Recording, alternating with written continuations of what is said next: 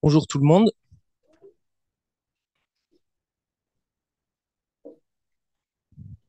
Je vais commencer en vous posant une question et vous êtes libre de répondre, ok?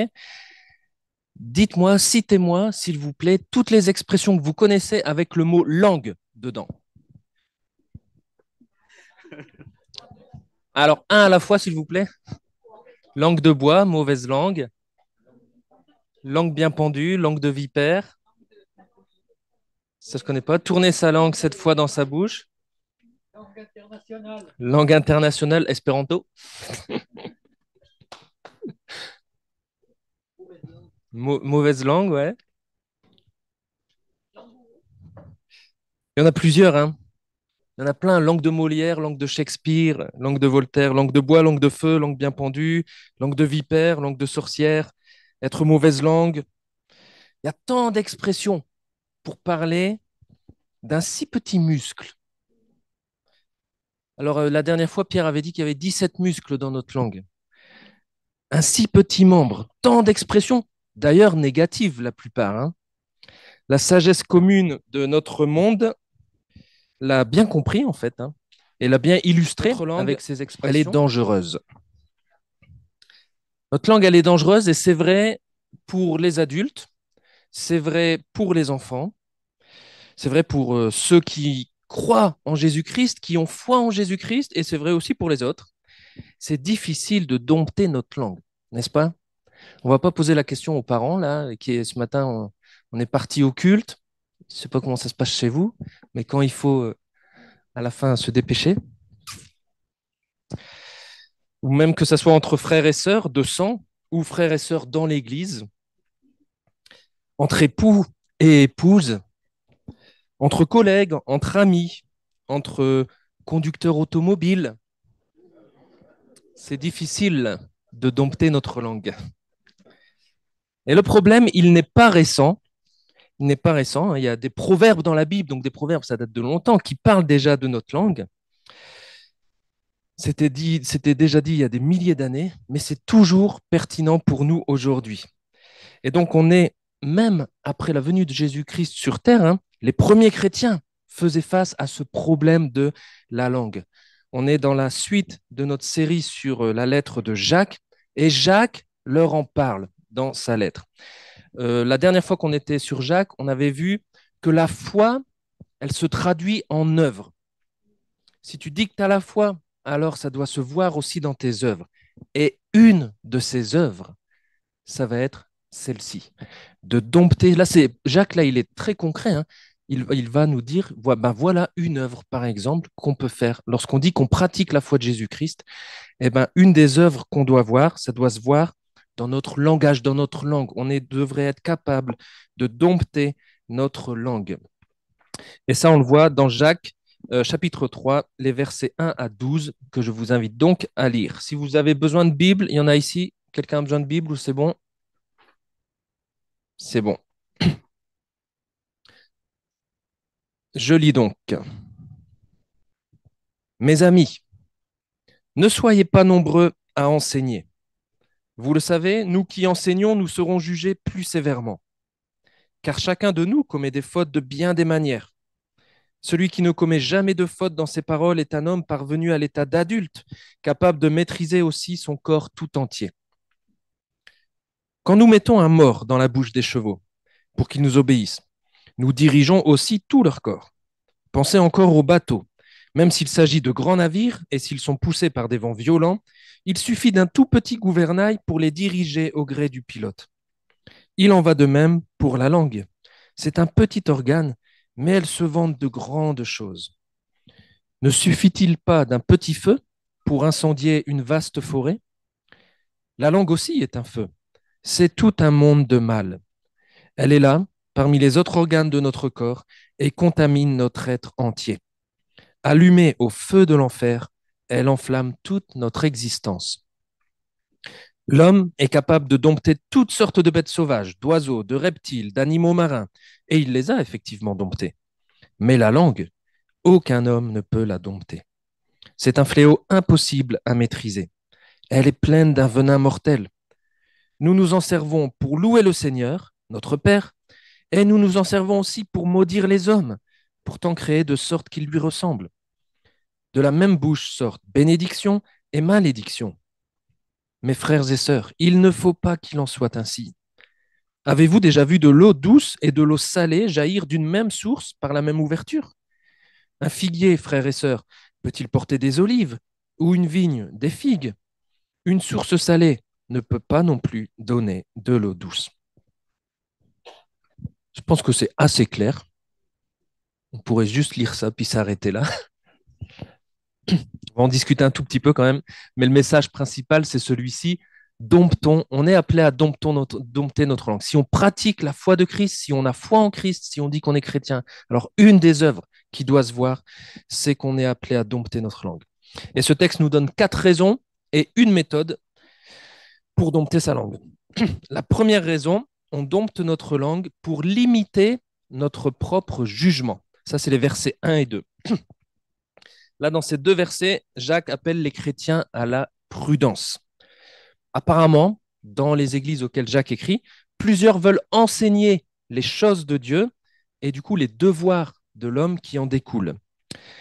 Mais le message de Jacques, là, à vrai dire, il n'est pas réservé qu'aux prédicateurs ou aux animateurs d'études bibliques ou de l'école de dimanche. Tout le monde, en fait, s'enseigne les uns les autres. Tous les parents, par exemple, enseignent leurs enfants. Et c'est pas rare qu'on dise à quelqu'un, tu ne devrais pas faire ça, mais plutôt ceci. On l'enseigne. Donc nous sommes tous appelés à la prudence, à dompter notre langue.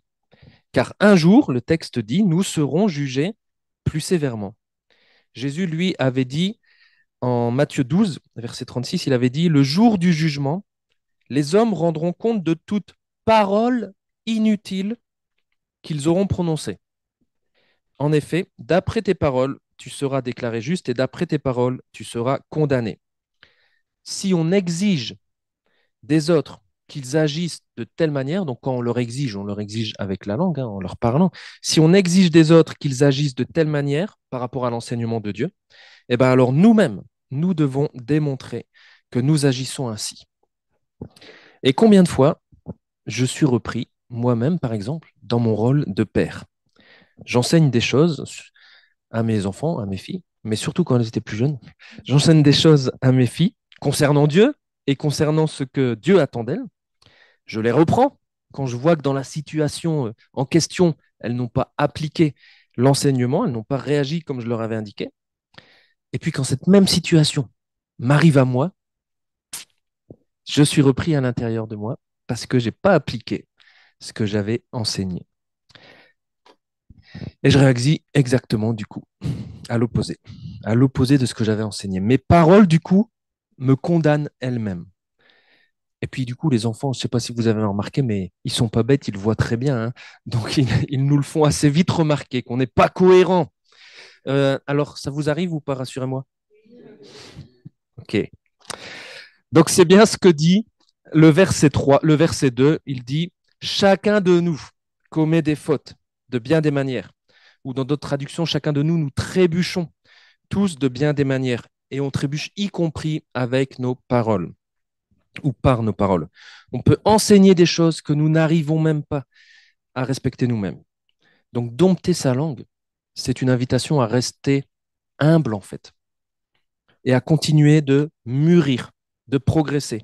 Là, Jacques le dit, celui qui ne commet jamais de faute dans ses paroles est un homme parvenu à l'état d'adulte, capable de maîtriser aussi son corps tout entier. Savoir dompter sa langue, c'est un signe de maturité spirituelle. Donc, si vous cherchez comment grandir spirituellement, ben, on peut regarder déjà comment je parle. On regarde chacun comment on parle. Et il y a des progrès à faire dans dans notre propre langue, notre propre discours. Même si ce n'est pas la chose la plus simple. Et pour celui qui trébuche alors, qui commet des fautes en parlant, qu'est-ce qui se passe? Eh bien, le texte, là, ne dit rien. Et donc, personnellement, ça m'encourage. Parce que la grâce de Dieu m'encourage à progresser pour dompter ma langue. Elle ne me culpabilise pas lorsque j'ai commis une faute dans mes paroles.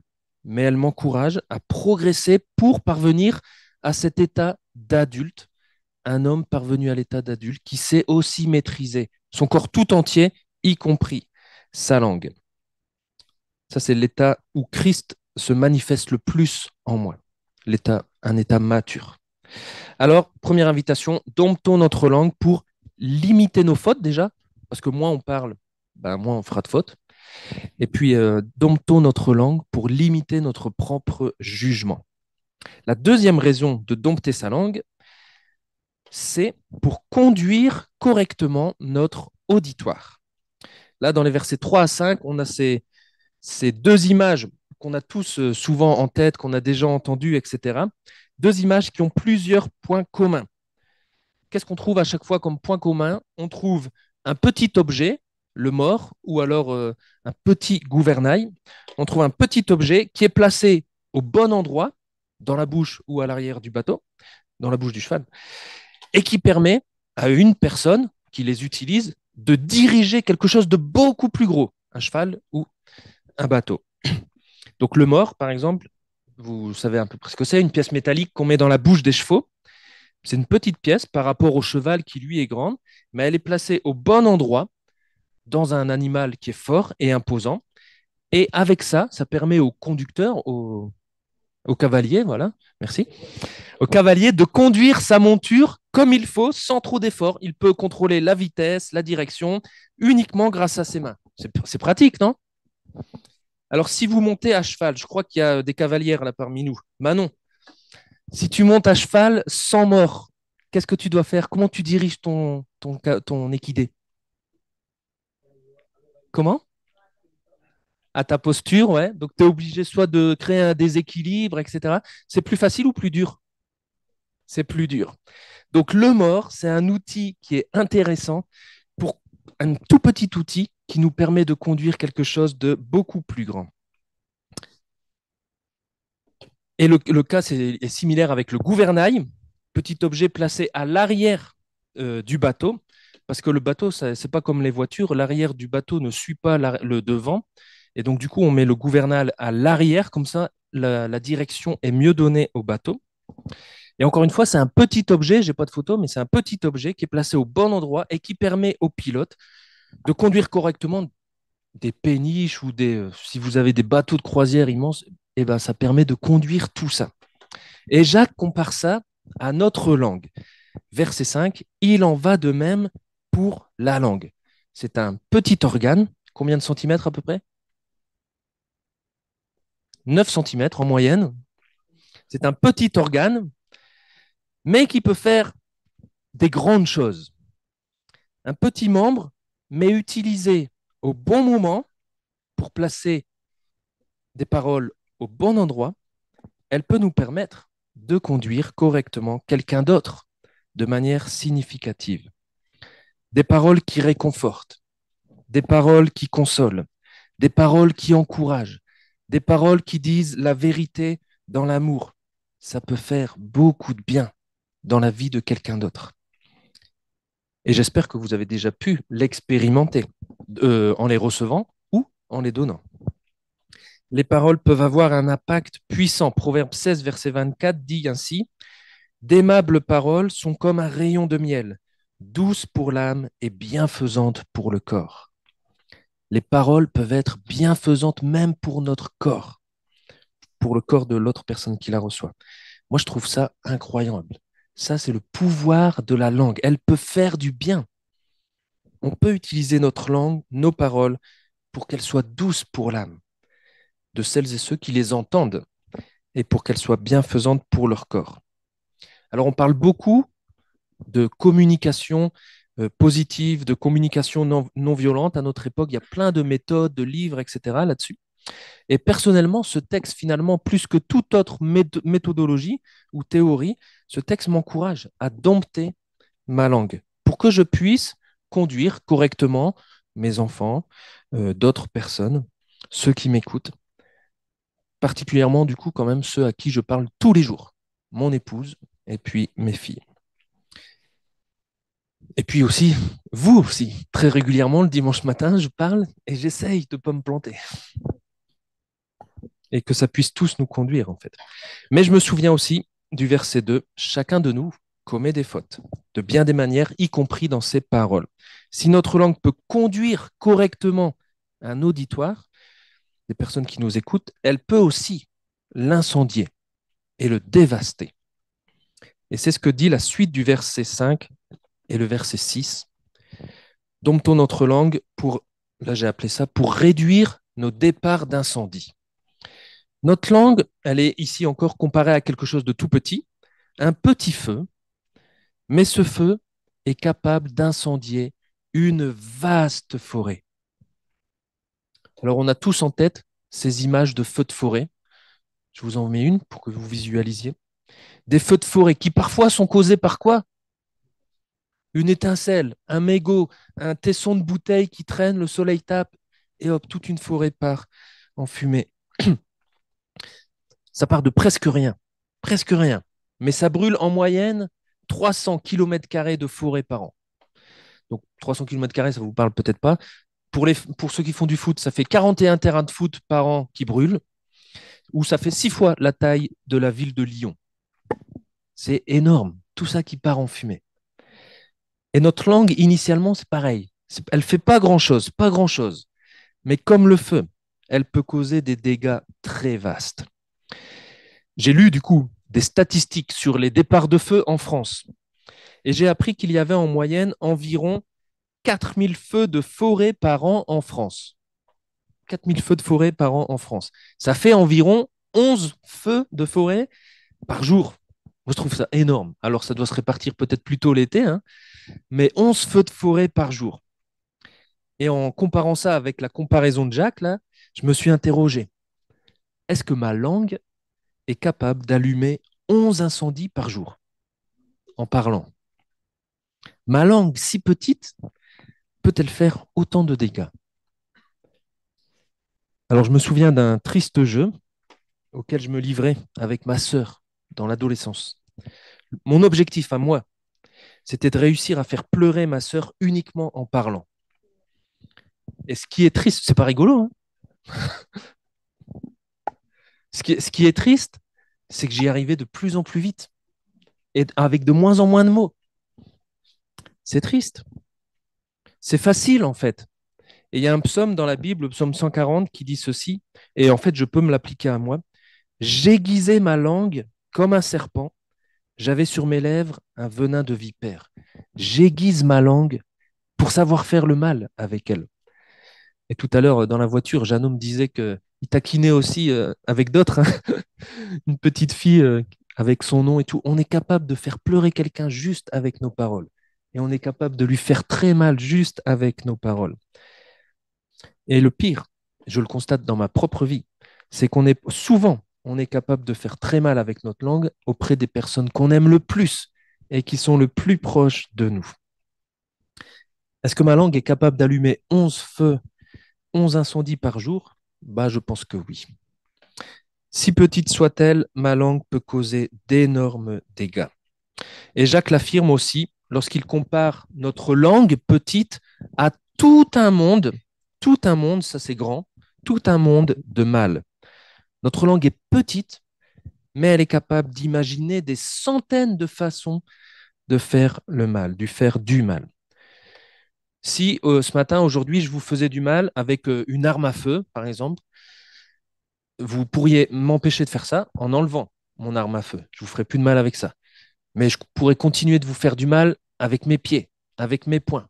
Si vous me liez mes pieds et mes poings, je pourrais encore continuer de vous faire du mal rien qu'avec mes paroles. Il faudrait me bâillonner du coup. Mais si... Comment? On est capable de faire du mal. Ma langue est capable de faire du mal aux autres, mais elle me fait même du mal à moi-même.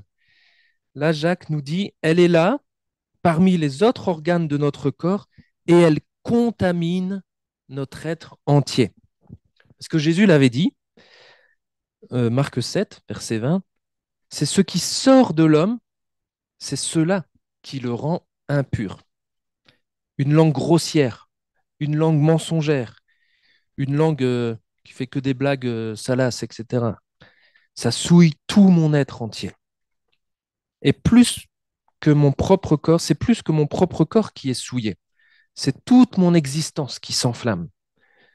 Quand vous avez un feu de forêt, vous avez peut-être un petit arbre au début qui s'allume, et même si à côté il y a des grands arbres, ça va se propager. Et un petit arbre va brûler toute une forêt. Les mauvaises paroles que je dis à mon épouse s'étendent à des mauvaises paroles que je dis à mes enfants, s'étendent à des mauvaises paroles que je vais dire à d'autres personnes, etc., etc. Toute mon existence est impactée par mes mauvaises paroles ou tout autre mal que je peux faire avec ma langue. Et la triste réalité, c'est que notre langue, Jacques dit qu'elle est allumée au feu de l'enfer, ou elle est allumée à la géhenne, selon certaines traductions.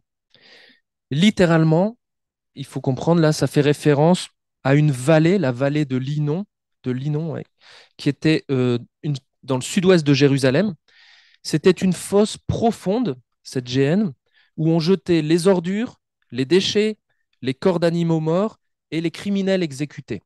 Vous avez ça dans le sud-ouest de Jérusalem, et tout était jeté là, et il y avait un feu qui brûlait en continu, et tous les déchets étaient brûlés, etc. Petit à petit, cet endroit est juste devenu une décharge. En fait, on y transportait tous les déchets de la ville de Jérusalem et on les brûlait tout le temps avec un feu qui brûlait en permanence. C'est comme nos incinérateurs de déchets aujourd'hui.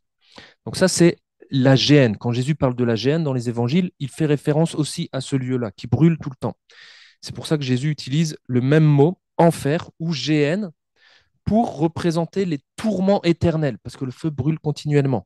En Marc 9, 43, il dit ils vont être jetés en enfer dans le feu qui ne s'éteint jamais.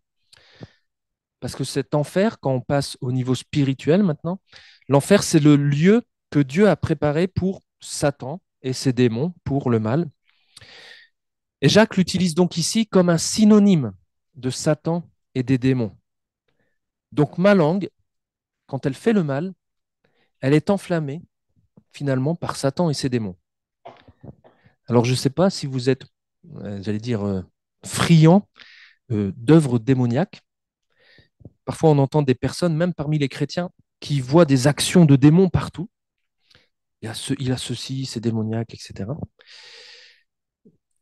Et parfois, on se pose même la question, on se demande comment Satan agit, etc., comment les démons agissent. Ben, en fait, à chaque fois qu'on utilise mal notre langue, on leur laisse la place aussi pour qu'ils puissent causer du mal. Jacques nous dit qu'en fait, notre langue peut être un instrument de Satan et ses démons. C'est tellement simple. Comment faire du mal à la Sainte Église de Jésus-Christ? Utilisons notre langue pour critiquer le service de l'un ou de l'autre. Utilisons notre langue pour diviser, pour semer la zizanie. Utilisons notre langue pour venir à mal, faire du mal à l'unité de l'Église. Utilisons notre langue pour mentir au lieu de dire la vérité dans l'amour, etc., etc. Et juste avec notre langue, on peut faire du mal à l'Église de Jésus-Christ. Alors j'avais envie de dire, est-ce que vous voulez chasser des démons? Pour chasser des démons, domptons notre langue. Pour réduire l'utilisation que peut en faire Satan et pour réduire nos départs de feu. Alors en découvrant tout cela, on peut réellement se poser la question, mais finalement, est-ce qu'elle est domptable, notre langue? Est-ce que je vais réussir à la dompter? C'est quoi la méthode? Maîtriser des feux de forêt, si vous avez vu tout ce qui se passe l'été, etc., c'est pas facile en fait. Les pompiers, ils galèrent, ils mettent du temps, ils sont à plusieurs, etc. Ils prennent plusieurs jours même, parfois ils n'y arrivent même pas.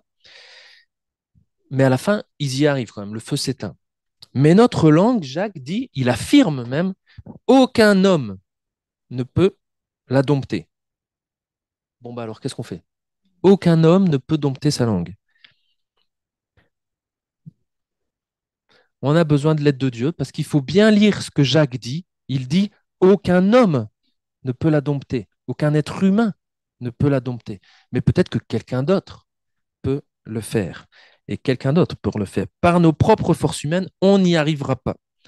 Jacques nous dit que toutes sortes de bêtes sauvages, d'oiseaux, de reptiles, d'animaux marins ont été effectivement domptés par l'homme. Puis il n'y a qu'à voir les cirques, les zoos, etc. On a dompté, on sait dompter des animaux, mais notre langue, on ne peut pas. Et quand Jacques parle de bêtes sauvages, oiseaux, reptiles, animaux, ça vous fait penser à quoi? À la Genèse, voilà, tout à fait. Et il faut penser à la Genèse, là, quand on lit ce texte. Il nous renvoie à la création du monde, durant laquelle Dieu a donné à l'homme l'ordre et les capacités pour que celui-ci dompte les animaux. Alors, pour dompter notre langue, nous devons aussi, nous, en fait, la confier au dompteur suprême. Je vais l'appeler comme ça, à Dieu lui-même. C'est la méthode pour dompter notre langue. Et à vrai dire, nous devons plus que confier notre langue à Dieu, hein, on doit lui confier notre vie, avoir foi en lui. Alors, je ne sais pas où chacun en est ce matin par rapport justement à Jésus-Christ, mais avant de chercher à appliquer tout ce qu'on entend là et tout ce que nous dit ce texte, la première chose à faire, en fait, c'est de confier sa vie à Jésus-Christ, si ce n'est pas encore fait. Quand nous lui confions notre vie, alors nous lui laissons prendre le contrôle de toute notre vie, de tous les aspects de notre vie, y compris notre langue. C'est la suite de Jacques 2. Puisque tu as la foi, il y a des choses qui vont en découler, mais il faut que ça commence par la foi. Quand on confie notre vie à Jésus-Christ, son esprit vient habiter en nous et il développe le fruit de l'esprit. Le fruit de l'esprit, y compris du coup pour notre langue. Donc le fruit de l'esprit se manifeste dans notre langue par des paroles qui transmettent l'amour, des paroles qui transmettent la joie, des paroles qui transmettent la paix, des paroles qui sont pleines de patience, même le dimanche matin, des paroles qui transmettent l'amabilité, la bonté, la fidélité, des paroles douces, des paroles qui manifestent la maîtrise de soi, des paroles qui manifestent qu'on dompte notre langue, que notre langue est domptée par l'esprit. Ça, c'est ce que l'esprit veut faire dans nos vies. Il veut nous transformer à l'image de Jésus-Christ. Donc on lui confie aussi notre langue pour qu'on puisse la dompter. Et ainsi, on va pouvoir faire la dernière chose qu'on voit dans ce texte, on va pouvoir révéler la source qui coule au fond de nous. Ça, c'est les versets 9 à 12. Quand on dompte notre langue, on révèle la source qui coule au fond de nous. Là, les versets sont pleins de contrastes. On utilise notre langue pour louer ou pour maudire, pour bénir ou, enfin, la bénédiction, la malédiction, l'eau douce, l'eau salée, plein de contrastes. Ça, c'est nous, ça, avec notre langue. C'est notre incohérence. C'est notre langue. Elle est capable de l'impossible. Elle est capable du meilleur et du pire. On a chanté ce matin, on a loué Dieu. On était de ce côté-là. Et puis peut-être à la sortie du culte, on va dire à son frère, idiot. On est capable de cela. Histoire vraie, vécue une fois dans une colo, notre langue est capable de rendre grâce à Dieu pour le repas. En priant, Seigneur, nous te disons merci pour les bons aliments, la bonne nourriture que tu nous accordes jour après jour. Merci pour toutes tes bénédictions. Et quelques secondes après, quand les enfants découvrent le plat qu'on leur a préparé, ah, mais c'est quoi? C'est encore du poisson. C'est pas bon. Ça, c'est notre langue. On est capable de bénir le Créateur et de maudire sa création. L'homme fait, y compris l'homme fait à l'image de Dieu. On est capable de parler sèchement à notre femme et nos enfants le dimanche matin parce qu'on n'avance pas assez vite à la maison. On va être en retard au culte, etc. Puis après, on s'assoit, on a un beau sourire et puis on chante et on loue Dieu. Ça arrive. Avec la même langue. Ça, c'est notre incohérence.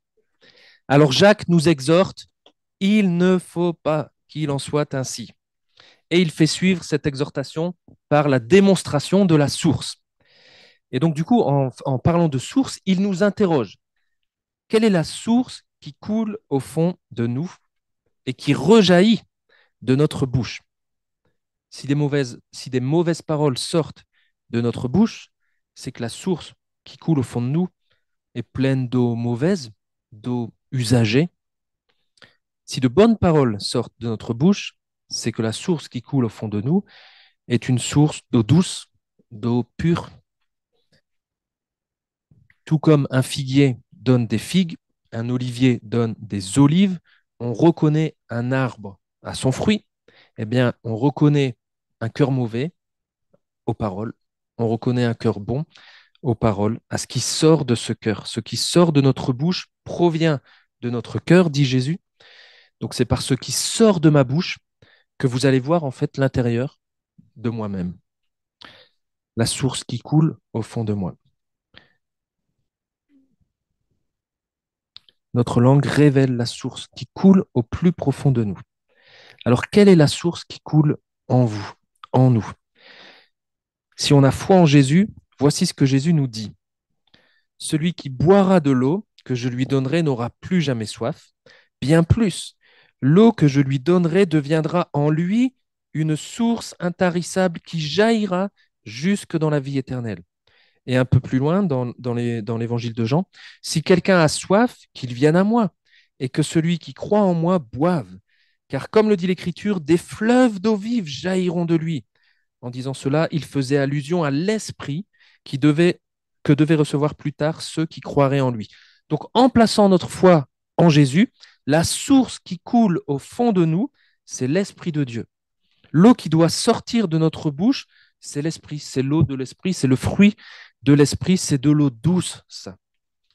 D'un cœur où coule cette source ne peut pas ou ne devrait pas sortir des paroles mauvaises, nous dit Jacques. Et Paul, dans sa lettre aux Éphésiens, dit la même chose. Il dit, ne laissez aucune mauvaise parole franchir vos lèvres. Ayez au contraire des paroles empreintes de bonté, qui aident les autres à grandir dans la foi selon les besoins.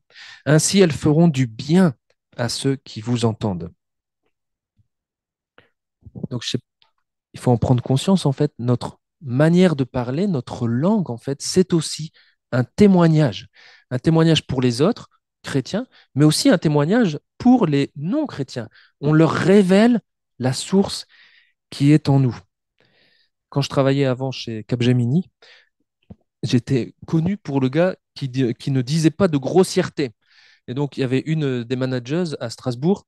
Quand les autres collègues balançaient des gros mots à tout bout de champ, etc., elle me disait, va voir Jean-Daniel pour apprendre à parler comme il faut.